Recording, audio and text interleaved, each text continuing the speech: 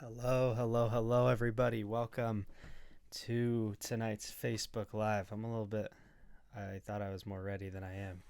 Turns out I'm not that close to my microphone. Hopefully, you can hear me all right, see me all right. Hope everything's going good. Okay, we've got a lot of people coming on already. That's a good deal. Sounds like. So I know that I posted earlier in the community saying this was going to be at 10 Eastern because my plan was to be watching the Packers Niners game, but the Niners are just blowing out the Packers. So here I am, early, ready to do this. That game, I mean, it was over. Um, Hopefully, some of y'all are watching that as well. All right, we've got Amber here from Des Moines, Christina from Minneapolis, Sarah from Austin, Texas, Brianna from Philly, Allison from Ashboro, Paige from Whistler. Thanks for coming in. Thanks for watching. Thanks for tuning in. All right, let's get to some of these questions. I will do my best to I'll do my best to get to as many questions as I can. There's a post. I'm just gonna cover this right now. There's a post going on in the community about adopt, don't shop, and there's a lot of good discussion there. I just want to remind everybody. I hate to start the live off on this note, but like, I do just want to remind everybody that like number one rule in this community is to be kind and courteous, and like we take that pretty seriously. Like we've kicked people out of the community for just being like very very mean and rude. Obviously, like they have to be kind of extreme, but just keep it in mind that like when you get, I mean, how many people are in this community now? I think it's 20,000, 25,000, over 25,000 people. Imagine like getting 25,000 people together, like in an actual building, and think about all the differences that those people would have, whether it's like where they're from or their background or how they grew up or what, I mean, even in our group's case, like what breed of dog they have or how that they, do certain things with their dogs. And you're always going to have like a lot of differences. So just be respectful of that.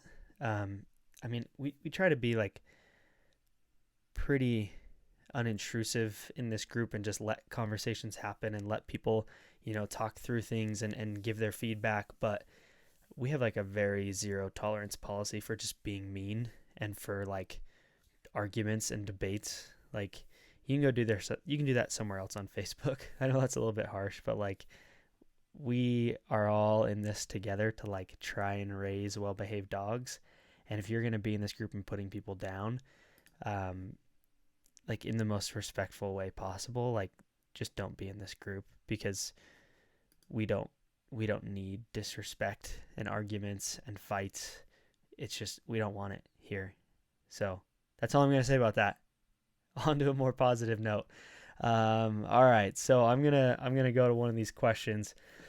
Sorry to start it off like that. So Amber O'Neill said, "My 10-week-old keeps peeing in her kennel even after just an hour and a half / 2 hours. Any tips?"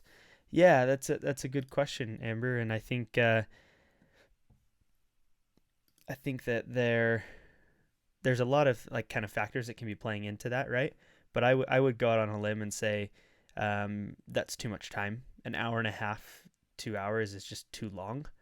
Um, in most cases, your puppy probably needs to be taken out at the most. Like, so I talked about this on my last live about how potty training is all about um, having the positive, correct potty experiences outweigh the negative ones, which would be going potty in the house or in their crate or somewhere where you don't want them to.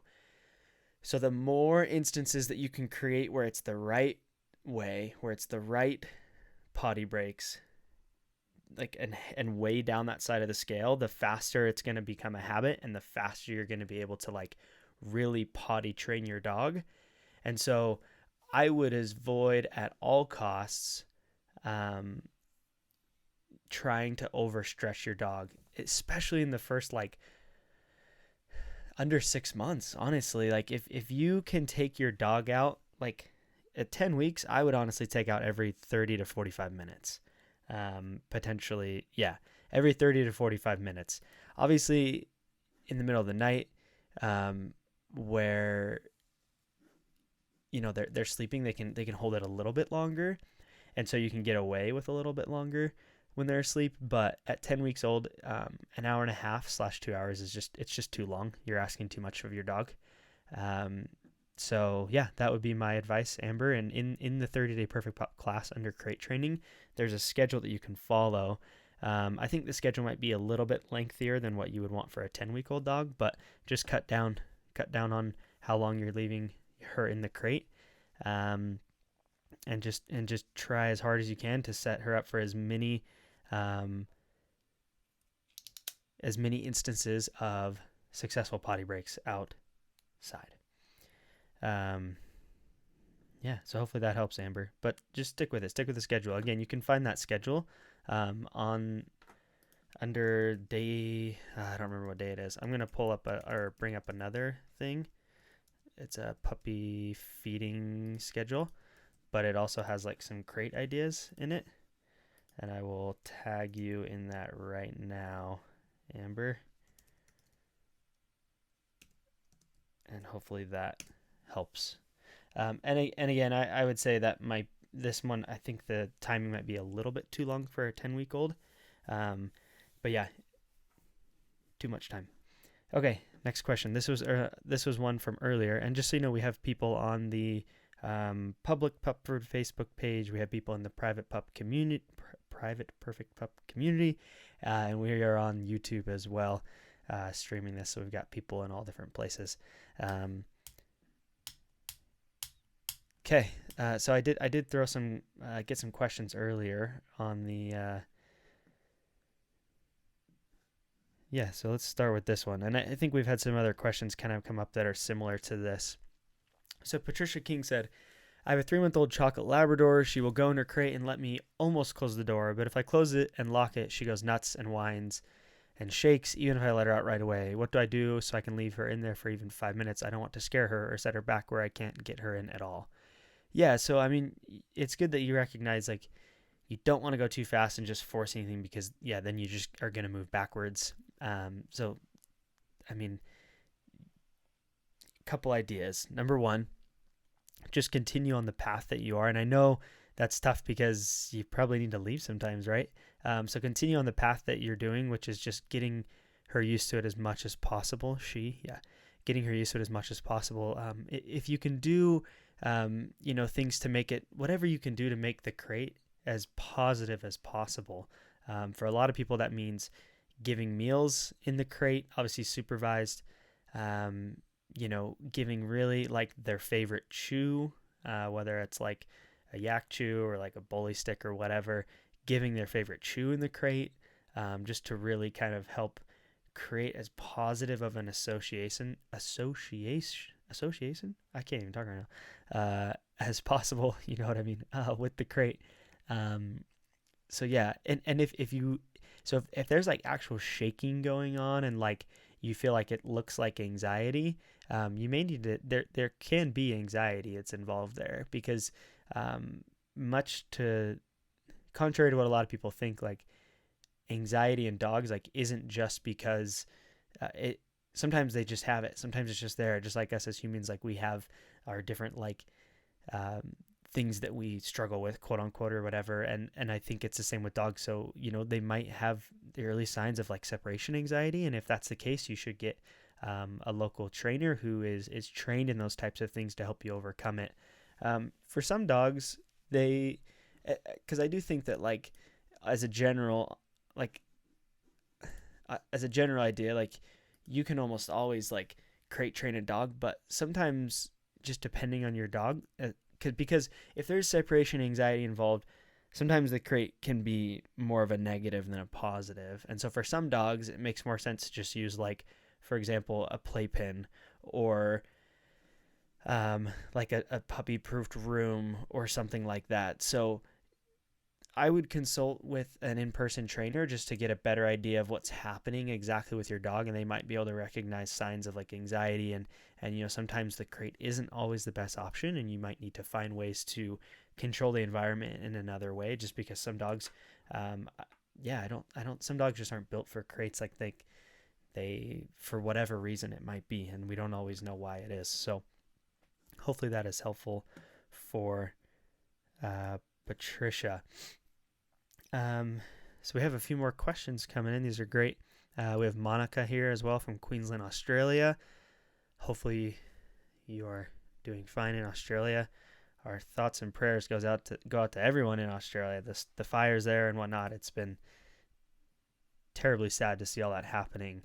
I have seen some really cool stories that have come out of that. Not to get on too much of a tangent, but about how they're using some dogs to sniff out koala bears that have been hurt by the fires or whatever it might be, and giving them, and basically being able to find them and get those koala bears into safety. So that's kind of cool. That's one cool thing that has come out of that, I guess, if you can say. It's all pretty negative, but okay. So another question. There's a good question that I saw here.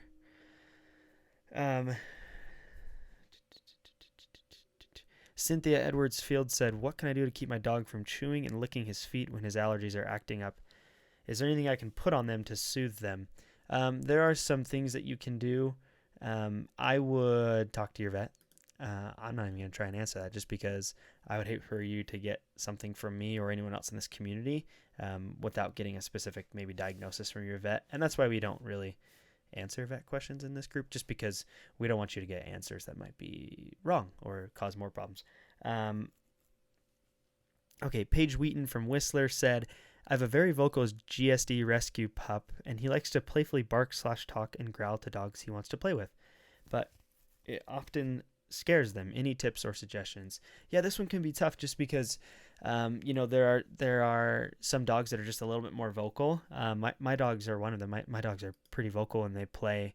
A lot of it might come down to, in the beginning, like as you're working through some of this, finding other dogs, Paige, that have a similar kind of temperament and maybe are a little bit more vocal, or are into that kind of growling, just to like get your dog used, or like get your dog like playing with dogs who understand that as well. But on another note, and there was another question that kind of, I was thinking about this answer earlier, is sometimes depending on how young your puppy is, so dogs are really good at kind of like self-regulating and teaching each other, right?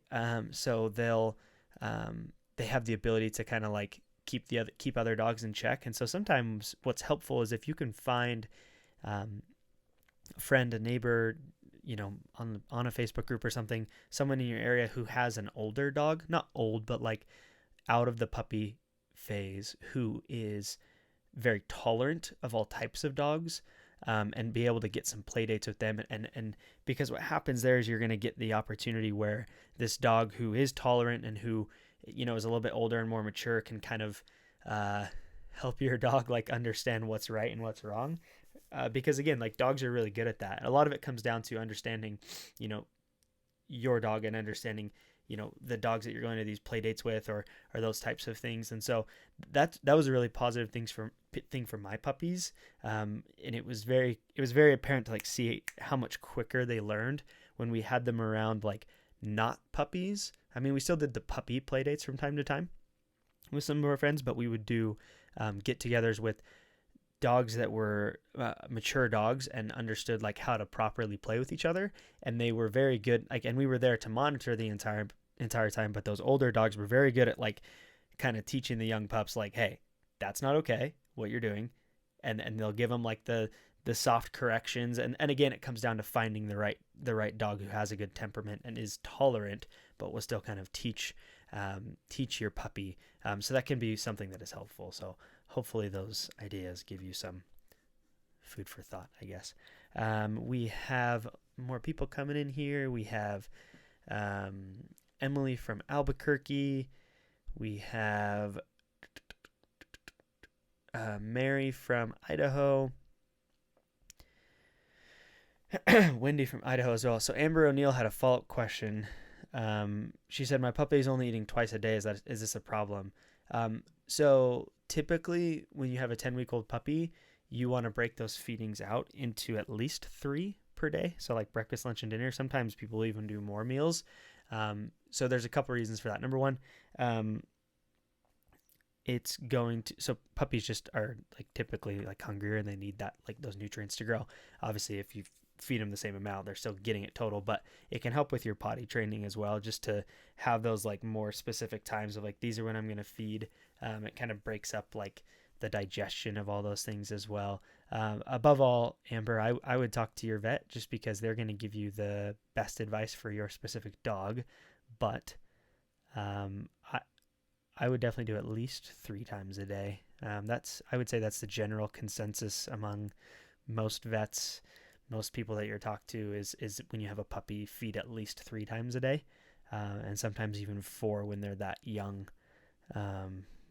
So yeah, great Paige. I hope that helps. And a lot of it too comes with time, like just getting your dog used to other dogs' playtime. We actually just sent an email out with a brand new article about puppy play dates. I'll actually link that right now in case you didn't see that email. Puppy play dates. It just has some of those same general tips that I was just talking about as well. Okay, so we had another good question that I liked. Where was it? Okay, so Pam Lefkowitz said, having trouble with crate training, how long is a training session, and how many times a day do you have her go in and sit for X minutes or walk away for X minutes or whatever? Does that make sense? Yeah, it does make sense. So the link that I put up earlier, about the puppy feeding schedule is going to have a good breakdown of like how long you should be leaving your dog in the crate and how long they should be having kind of like alone time to like nap and relax. And on top of that, like how long your training session should be. In regards to like crate training specifically, the big key is just to not force your dog into anything too quickly. So take it slowly as much as you can. But in regards to kind of your first question as to like how long a training session is, it really is just going to depend on your dog. And this is like a good topic, I think, to just kind of hit on for a little bit is, I think a lot of times we get worried that like, oh, I need to be doing like an hour of training a day, and we set that goal for us, which is great, or even 30 minutes, whatever it is. We set that goal for us. We say, okay, I need to do 60 minutes of training. And in our minds, we're like, you've got this vision of what's going to happen, and you like set out, you're like, okay, we're gonna work on this, and this, and like it's all gonna go perfect. And you get 3 minutes in, and your puppy like peed on the floor and is biting your hands the entire time, and you're like, oh crap, we're only 3 minutes in, like this isn't gonna work. And that's okay. Like I think the more important part of, and if you watch a lot of Zach's videos, like how he is training inertia, it's not about like, yeah, you want to set time aside for dedicated training sessions, but you don't have to, like, if you say, okay, I want to train for 30 minutes each day, you don't have to. And in most cases, it's not going to happen in like 1 sitting or even 2. Oftentimes, especially with young puppies, you might only do 3 minutes of training, honestly, or 2 or 3 minutes of training. And then your dog might be like, your puppy might be going crazy because they're distracted by everything, and that's what puppies do, and that's okay. So it's like, okay, let them play for a couple minutes and then like rein them back in. I think it's good to kind of just be flexible and go with the flow, I guess, for lack of a better term, with your training. It's just important to not get like caught up on like the time amount and just let your dog kind of flow. And if a training session goes for 2 minutes and you need to take a 5-minute break, that's fine. That's just kind of a general thing that I was thinking of. Okay, real quick, we got a lot of really good questions coming in. I do want to do a little bit of a plug. We emailed about this yesterday and today as well. This is just something that we have just introduced at Pupford. So for those of you who maybe are on this live for the first time, so my name is Devin. I work at Pupford. So Pupford is the company that runs this page. We worked very closely with Zach to create the 30-Day Perfect Pup course. and host it on our site and have it in our app and all those different things. And we also sell products. We sell training treats. So here is a mostly empty bag because my dogs ate them all. These are some of our sweet potato training treats, but we have beef liver, chicken. We have chews as well, and then we have some bigger treats, more of just like fun rewards. So we have a full line of products, and we just this weekend launched our perks program. So we've gotten a lot of feedback from people, and we get a lot of people who are like, oh, I want to try X product, but like, do you guys have any coupon codes? And it's not really something we do, just because we price our products at like what we believe is a very fair price, and so we don't really offer coupon codes. But what we're doing with this perks program is we are allowing people to kind of like do some things to earn some points that you can redeem for like coupons and those types of things. So I'll just like be really quick on this, but one of the things that you can do, so anywhere on the website you'll see this little perks logo. When you click in on it, it'll kind of show you like the ways that you can earn points. You can earn points by making purchases, liking us on Facebook, sharing us, downloading the Pupford app, celebrating your birthday, just a bunch of different fun ways to earn points.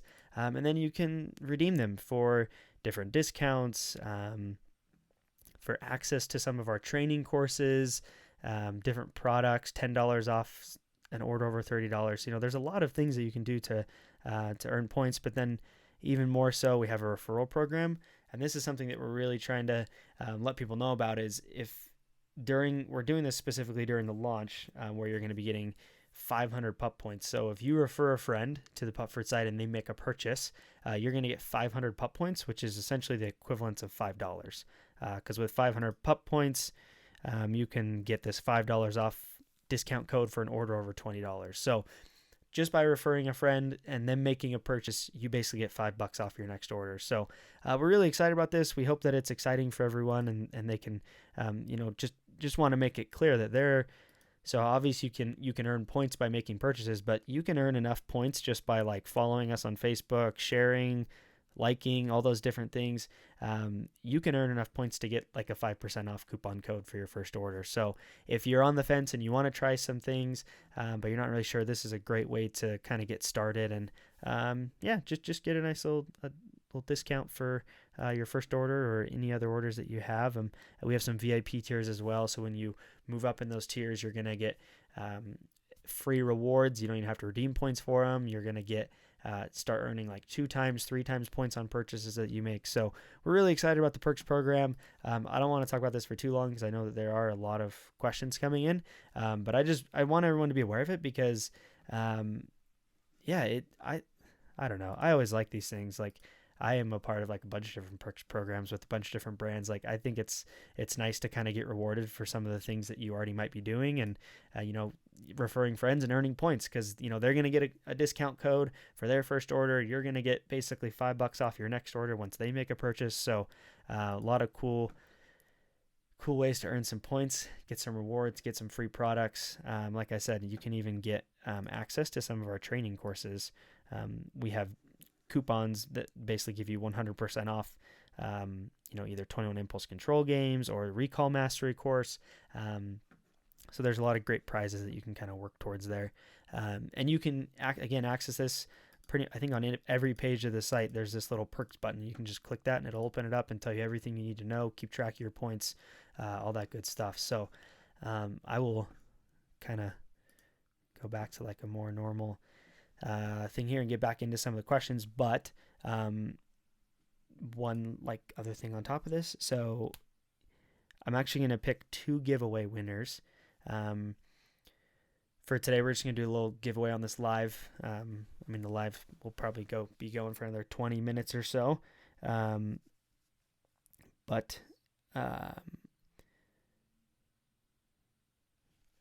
Sorry, I got distracted. I told you I started this live early because the Niners-Packers game was a blowout, and now the Packers are kind of coming back, but looks like that's probably still not going to happen.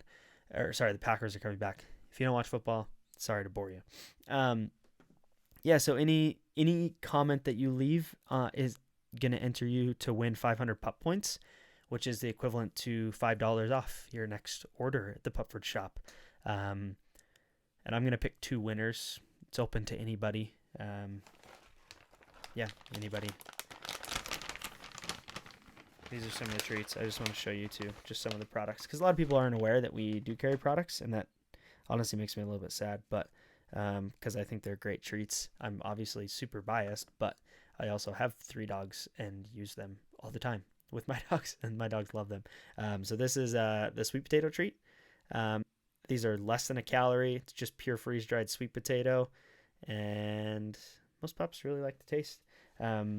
Super light, and especially if your dog has digestion problems, because some dogs with like really high meat treats, they struggle with, like sometimes they have digestion issues when you're doing training and giving them too much like protein or meat, and so the sweet potato treats are a very nice option for that.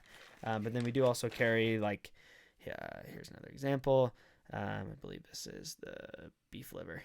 The beef liver and the chicken look very, very similar. They're only, the beef liver is 3 ingredients. The chicken is 2 ingredients. They're freeze-dried using a unique freeze-drying process that takes 48 hours and helps lock in the nutrients.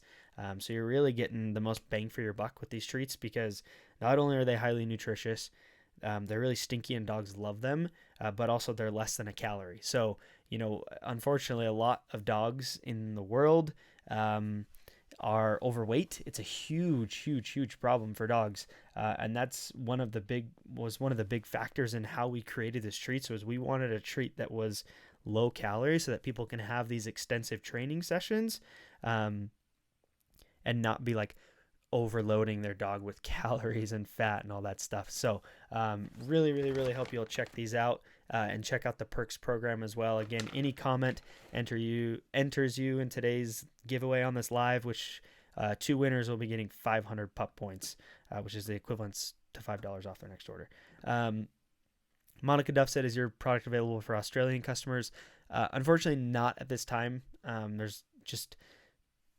There's quite the legal and logistical stuff to ship stuff across the world. So eventually we hope to get there, but at this time, no. But we do have digital training courses like 21 Impulse Control Games and Recall Mastery that are available worldwide, no matter where you are. Okay, so let's get back to some of the questions. Catherine and Sand said, how long are the tendons? We carry beef tendons. She said, how long are the tendons good? My dog loves them, but they are a harder chew. She chews on them, makes a dent, and then carries it around and will bury it. I mean, really, like they're fine for, once the bag's been open, I think we say like 30 to 45 days. But it just kind of depends on, I would just keep an eye on it. Yeah. But you're probably fine. Okay. Oh, Veronica, you had this question and I was going to answer it. So I'm glad that you are here, and I'm going to throw your question up. Where was it? There it was. So earlier, Veronica asked, I have a 1.5-year-old mixed dog. She's scared of the TV, loud noises, etc. What can we do to make her feel more comfortable around the noises? So the general concept with like the fear of noises and those types of things is to, what you kind of want to do is like what's called threshold training, right? So you want to get below your dog's threshold. So if you know that, for example, let's just say, I don't know, like you said, loud noises, maybe there's like a construction site that's happening near your house, and you know that there's loud noises that happen there and it freaks your dog out.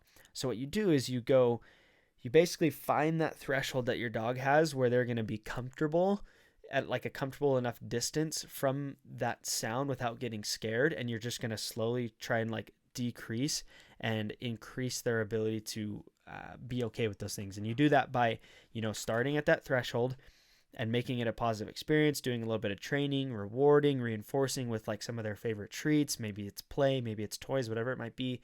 And little by little working your way closer to it. Just getting them more comfortable with it in like a very gradual manner. So for example, like my dog is scared of the oven when it turns on. And so what we do to work on that with her is like, without the oven on, we try and give her her meals and like chew toys and stuff near the oven to get her more comfortable around it, because she's not scared of it when it's off. But then when we know that we are going to be turning it on, we've done things where we'll like have her in a farther part of the house, because she can smell when it turns on. She smells the gas.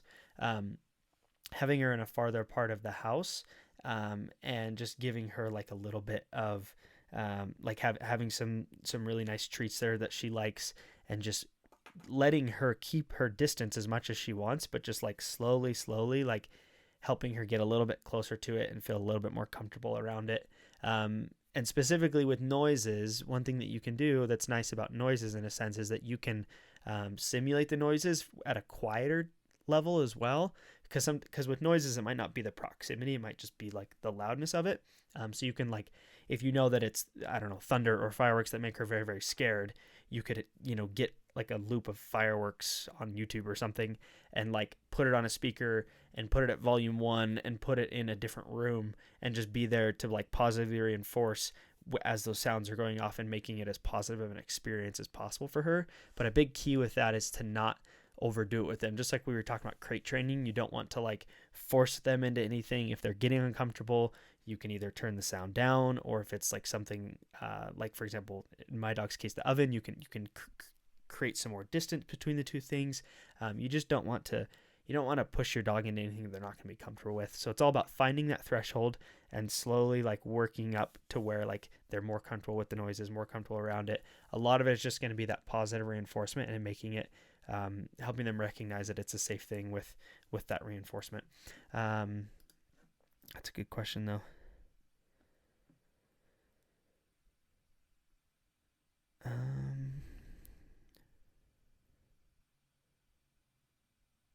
Okay. So one of the other questions, let me tick that one off.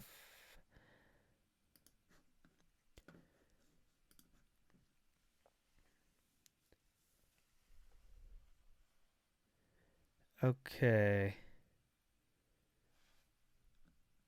I'm just going through some of the questions that are coming through here.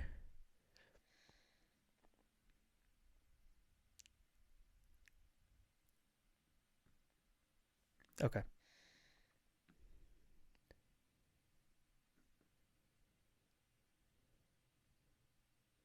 Okay, this is a good question. So Lydia Tilly said, my 5-month-old Doodle had him for about a month and a half, is almost completely potty trained at home, but spends 3 nights a week at my parents' house while I work, and can't be trusted for 5 minutes without having an accident on the floor, even being watched/tethered, even right after taking him out. So there might be a couple things that are at play here. So if it's happening right after even being taken out, and it's happening like even 5 minutes without being trusted, there could be like a little bit of potential like anxiety that's going on there, or stress just from being in a new environment that they're maybe not comfortable with yet. So that would be something that you may want to get an in-person trainer involved, just to kind of rule those things out. But it does bring up a good point about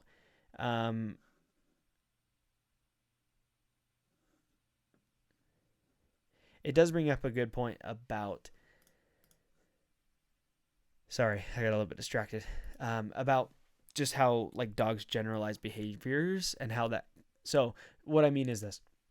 So your dog might be very well trained inside your home because they're so used to it, but when you go to a new environment, like a new home, for example, or if you're on vacation, you really have to kind of go back to square one. I mean, if your dog's 3 years old and they haven't had an accident in who knows how long, it's a little bit of a different story. But when you still have such a young puppy, you really need to kind of go back to square one when you go into a new home, just because dogs, they're not the best at generalizing one behavior to like different environments.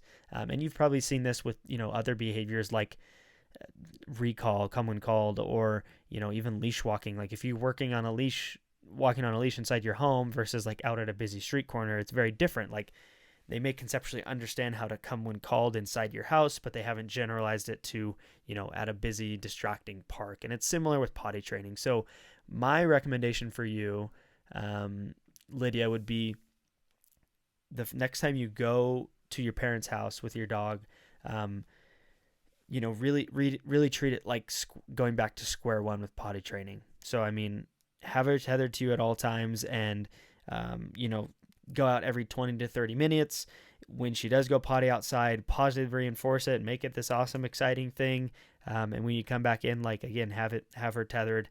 Um, if you're really if with what you're saying, where even right after you take her out, she's going potty, like again, sometimes it's just stress or a new environment, so you might need to like get an in-person trainer involved to rule those things out. um, but yeah. Okay, so we have a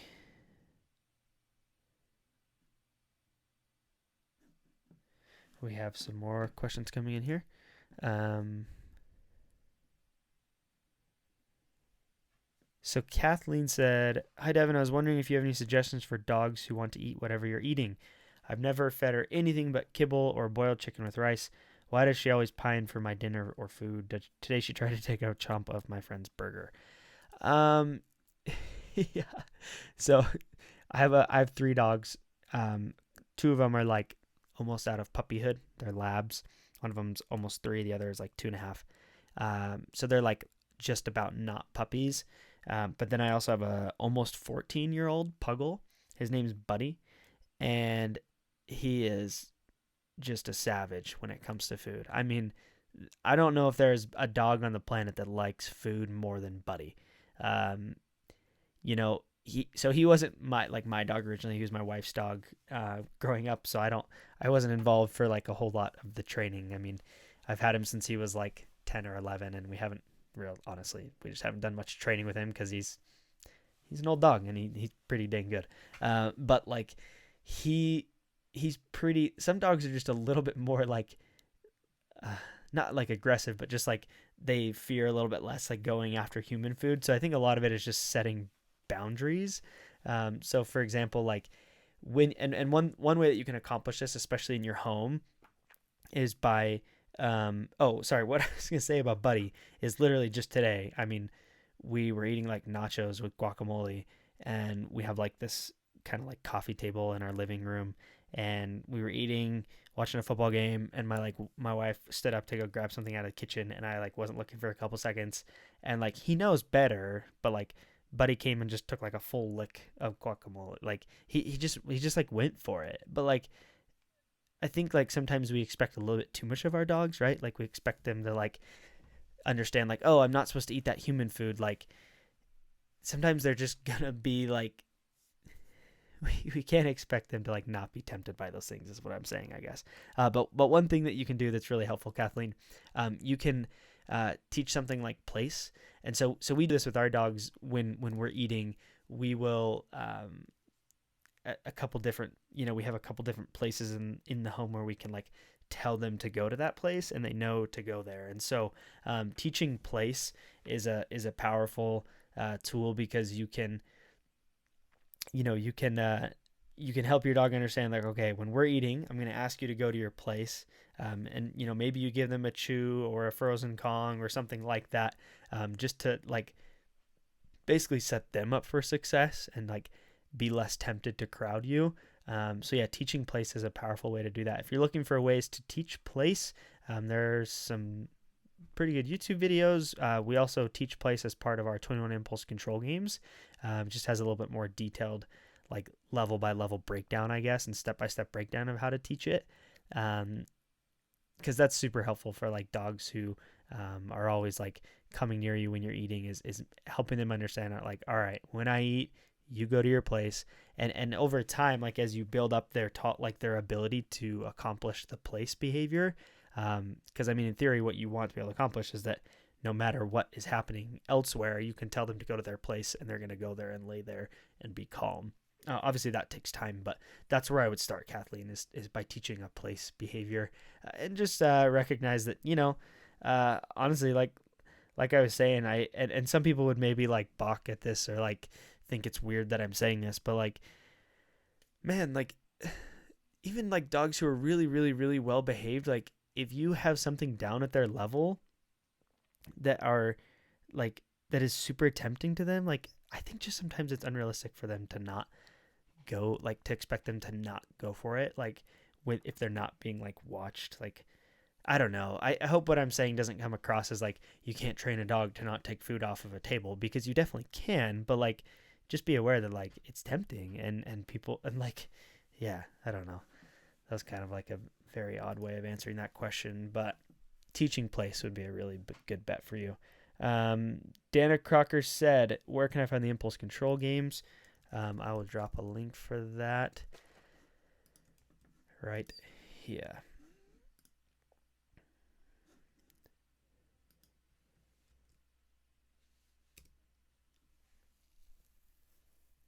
Okay, so I have time for a couple more questions before we end here.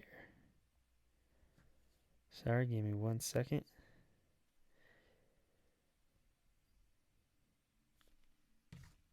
Okay. Again, just another little plug here. Leave any comment to enter today's giveaway. 2 winners will be getting 500 pup points. It's a $5 value, essentially. Okay.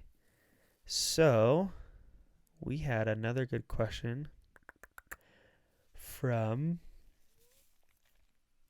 Grace Unruh. I'm probably saying that wrong. She said, my dog loves people, which I'm pleased about, but sometimes he gets too excited. What's the best way to help him greet people as we're out and about? Particularly people who really do want to meet him and give him love. Yeah, this is like a really tough battle when you have, when you have a dog that is just like very friendly, because it's like a good problem to have, right? Like you want your dog to be good and tolerant of all types of people and be wanting to meet them. There's a couple things that you can do. Number one is practicing these situations before they're actually happening, because once you're in the moment, it's very hard to like be training, right? At that point, you're just reacting and you're trying to like do your best to like avoid disaster, essentially. Like we've all been there. So really what's important is you want to try and set these situations up before they happen. I'm really not trying to make another plug for 21 Impulse Control games, but we do go over greeting behaviors in the 21 Impulse Control games. But the concept generally is that, you know, like I said, you want to set up these situations before they happen. Obviously, meeting people out and about on a walk can be a little bit tough, but you can practice this in your home, Grace. Like, so for example, what I like to do is so be in the home, do some exercise beforehand, before you do this type of training, and get your dog on a leash, and have someone stand on the other side of the room, or you know, if you can set it up like this, even better. Like if you can be outside, like maybe in like your front yard or a backyard or driveway or near your apartment complex or whatever, have your dog on a leash and just do some like little quick training. Make sure that they're focused. You can get their focus, get them into a sit, get them into a watch me or look at me, whatever you use, get them into a lay down, maybe a quick stay, just kind of like gauge their ability to like focus on you. And if they're doing good, then you can move forward, which is have someone like 15, 20 feet away and have them start walking towards you. And get them into a sit and a wait, or however you do it. Some people just do a full sit stay. Have the person start walking towards you. And if your dog breaks their stay, you're going to have that person. So you need to obviously like teach the person what you want them to do as well, but have that person turn around and take a couple steps away. And then you have the dog on the leash. So you're going to be able to redirect them and get them back into a sit. And you're going to kind of keep doing that until the person can get a little bit closer. As your dog is staying, you can reward. The person takes another couple steps, you reward. Again, it's this gradual process. And then eventually what you want to do is you're going to kind of do that same concept where the person's able to come up and kind of greet your dog, pet them on the neck area, on the top of the head, whatever it might be. And you're there ready to kind of like reward. So you set this up to have an actual training session around it before it happens, because like I said, once it's actually happening, you're in reactive mode, and so you need to be in like proactive mode. And something that you kind of might have to start doing is, and this is tough, but when you're out on walks, and if you feel like your dog is not in, if you feel like your dog is not in the like mental state to be able to be greeted by someone, then sometimes you just have to tell people like, look, please don't come up to my dog. Like, I don't know, like it seems kind of rude, right? And it's kind of awkward, honestly, but you just have to do it sometimes. You just have to tell people, like, because hopefully most people are going to ask and say, hey, can I pet your dog? And if you just say, hey, no, sorry, we're working on training, like she's not quite ready to, like, and if they say, like, if they still just come pet your dog, then I don't know, walk away or tell them to, like, go away. I don't know. That's kind of a weird situation. Most people will probably listen to you, but if not, then just do your best to kind of mitigate the situation as much as possible, kind of shorten your leash and be able to be there with a treat to kind of redirect them into a sit or whatever it might be. But um, so Lori is kind of like piggybacking a question here and said, I have a sister-in-law that always says, oh, it's okay that they jump. And we always say, no, no, it's not okay. What if you were 85 years old and they knocked you down? Yeah. So like, I mean, in that situation when it's in your home and like your dog is jumping on this other person, yeah, you're right that you can't expect them to know what to do. I think it just comes back to you a little bit more, right? In being able to control the situation and whether that's, you know, when someone is coming over to your house, like have your dog on the leash so they don't even have the opportunity to go over and run up to the people and greet them because, you know, and you've probably seen this in a lot of Zach's videos, like if he knows like people are coming over to the house, like lots of times what he'll do is he'll have his dog, his puppy, like in another room, like, and then once he knows that she's a little bit more calm, then he'll gradually bring her out and like still like keeping that distance, like before, you're not just letting them run out to go greet people. I know that's easier said than done. I'll be realistic with you. Like that's not super easy, but that's just a couple thoughts on that. So, I am going to pick a couple winners for today's giveaway. So give me just a second.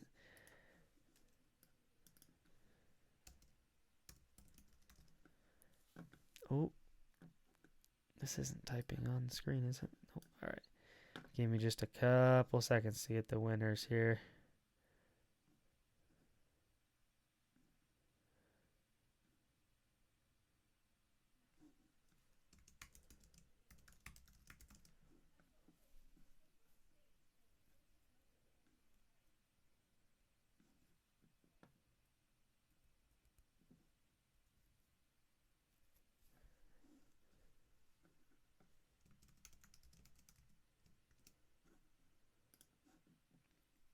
Okay. Sorry. Thanks for pausing there with me. Before I announce the winner here, or the two winners, just one kind of quick question that I can kind of do a little bit quickly here is, so for Amy Tolan, she said, I've just started the videos. They're working great for two of my dogs. I'm struggling with being creative enough to make it work with the blind puppy, though. You know what? I'll be honest with you. I don't have enough expertise to really answer that question, but a lot of it is going to come down to being a little bit more focusing more on like the actual cues. And a lot of that you can do by capturing behaviors as they happen. So for example, there are times when your dog naturally is just going to go sit down or lay down. And so what you can do is you can start kind of capturing that behavior. And what I mean by that is a lot of people do this with a clicker, or you can just do it with like a word like yes or good, whatever you use to kind of mark that behavior. Because there will be instances where you can kind of anticipate like, oh, my dog's probably going to sit down right now. And so the second that their butt does hit the ground, you can be there to click or say, yes, good sit, you know, and reward them. So to kind of help create you're shaping the behavior, right? Like you're capturing it as it's happening. And then they're going to be able to start associating that word of sit with the behavior that they just did with enough consistency, right? And that'll take time.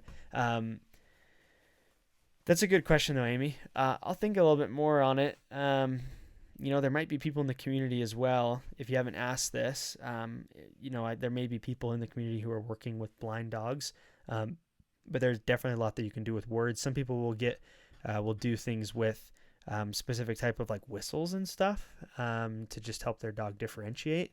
But a lot of it is probably going to just come down to being a little bit more patient and just continue to work on these things with your dog. And you can still do that lure training even with a blind dog, right? Like, for example, to sit and lay down and those types of things. And even like recall to start with. you can get that treat up by their nose and get them engaged and get them kind of moving around with it, and then lure them back up to get into a sit. And then again, as soon as they sit, you mark and you reward. Or doing the same thing with the lay down. You might just have to get a little bit more, be a little bit more patient, and just I think those concepts will still generally work for you. But yeah, hopefully that helps. Okay, so I'm going to announce the 2 winners. Hopefully they're still on here.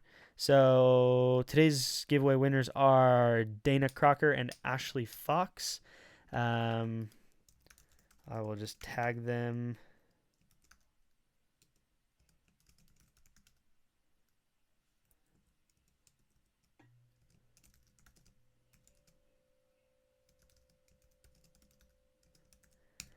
They're going to win 500 pup points, which is the equivalent to about $5.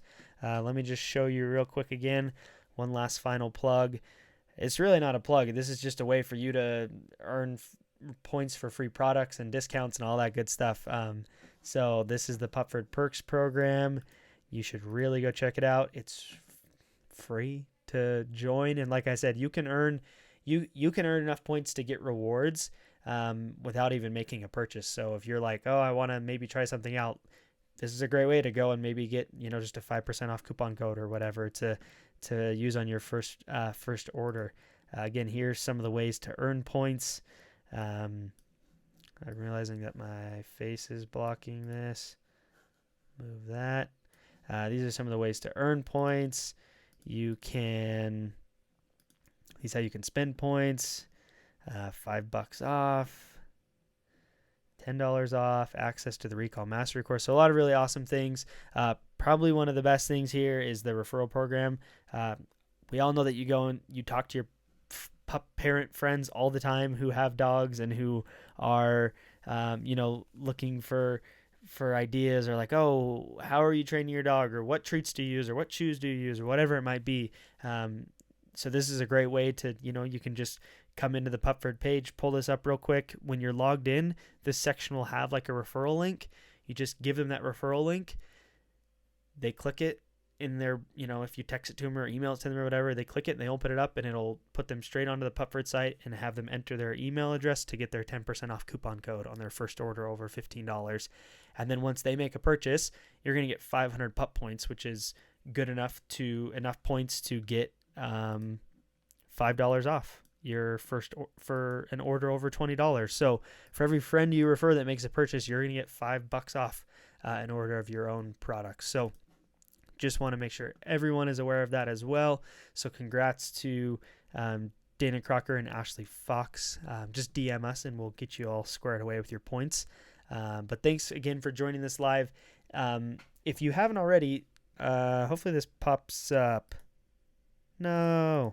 Oh, there's the image. This is the Pupford app. If you haven't downloaded the app, you should go do that right now. Look, I'm pulling it up. I'll show you on my phone. You can't see it. It looks terrible. You might think you're prepared for house training your new dog, but a lot of people get caught off. Look at the class. You can view the calendar.